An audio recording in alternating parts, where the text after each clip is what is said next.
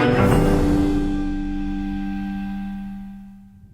everyone, thanks for tuning in. Just driving home after another day at medical school. And today I'd like to talk about why I stand during lectures. I not only describe the science and the research behind why sitting really is the new smoking, but I also discuss another important psychological reason for me why I stand in lecture.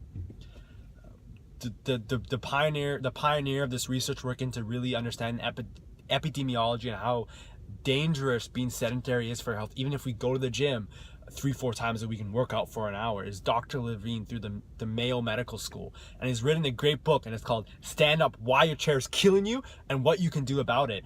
And it's just a title that really jolts you and gets you out of your seat. And once you really go into it, you're like, whoa, damn, this is crazy. Like, this is really serious stuff. And it's something that is really innocuous and is really dangerous because of how acceptable is how commonplace.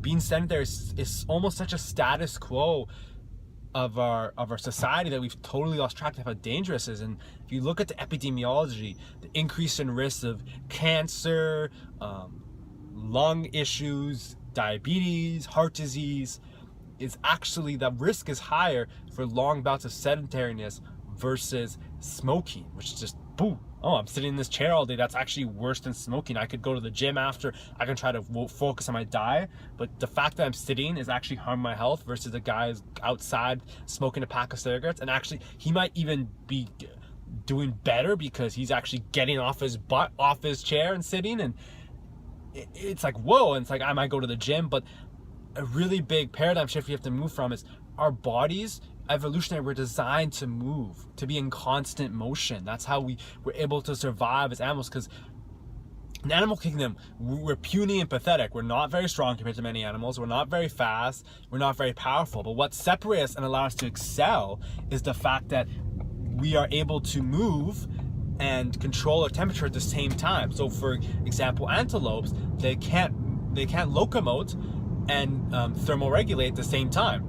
So you run into big problems because they're incredibly fast and powerful, but how humans would hunt them, they would just slightly jog and keep jogging until the animal dropped dead, because it could either have to stop moving and regulate its temperature, or it would have to move and not be able to regulate its temperature. So we're designed to move, but now we're in a movement poor environment, which is really disadvantageous for our health and just longevity, right? And we have to move from this mindset where, oh, I go to the gym for an hour, where it's, yeah, that's great, but what are you doing for the other 23 hours of your life, right? And over time, sitting accumulates and it just damages our body, and it really teaches us poor movement patterns. And I know for myself, while I was at Boston University competing for the track and field team, I sat a crap ton, always studying, always studying in class, and I know it hampered my physical performance. Any athlete tell you, minimize your sitting time, get a standing desk,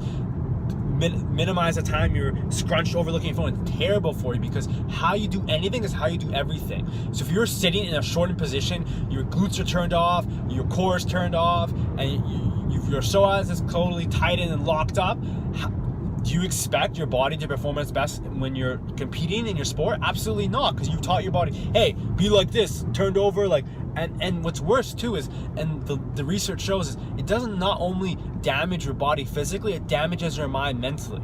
Because let's go back 1,000 years. We're on the savannas of Africa. We see a line. There's a huge sympathetic nervous system response. We have a huge flight and fight response. We get stressed out. What do? We sprint our butt off and run in front of the tiger, or we get eaten. So that stress response, if we survive, gets quickly flushed out of our system, and we deal with it. What happens now? We're sitting at our desk, we get stressed out. Oh, I check my email. So it actually leads to higher rates of depression and other psychological issues, because we don't have an outlet to deal with the excess of energy, right?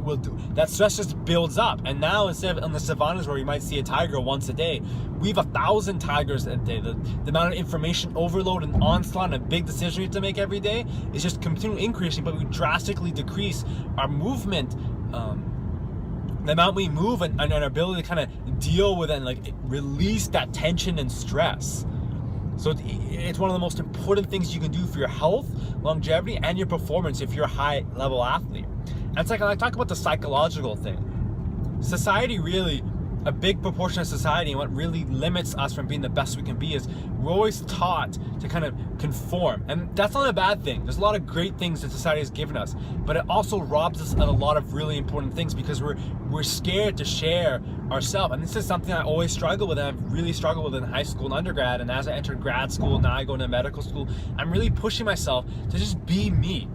Right? There's obviously these rules. I'm not going to be like, I'm not conforming, so I'm going to run through red lights. That's just stupid, right? Because it pits people to harm. But if you have a gift and you have something valuable to share, be yourself. Be authentic to yourself.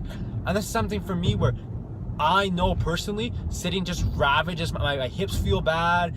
I'm not paying as much attention. My retention is worse. I feel way better when I'm standing. I remember the stuff. I'm way more engaged in the lecture. I feel better. I'm happier. So it's, for me, something personally makes such a huge difference. And it's awesome that the research really backs up my anecdotal experience. And it's something at first I was scared to stay standing because nobody else is standing. We were in a lecture hall of 287 other students. With me, it's 288. And there's a fear. I was scared to stand up. And one of our first lectures, there's a couple girls in the back step, so I'm like, screw it, I'm gonna stand up. And after that I was like, oh, it's not that nobody's even looking at me, I'm way in the back, like I might as well stand up. And it's really, for me, psychologically, it's important because it's getting me over my fear of being different and allowing me, hey, I have something of value to share, and I'm going to authentically share it. So in conclusion, I just like to wrap up and talk about sitting is so bad because when you're long bouts of sedentariness, it really teaches your body poor habits. It turns off the optimal muscle sequencing. Your lymph system totally shuts down, and you really, motion and exercise is one of the most important medicines, and it's something your body requires. Just like you need to eat food and sleep, you need to move for your body to be functioning, and motion is how a lot of your bodily processes work.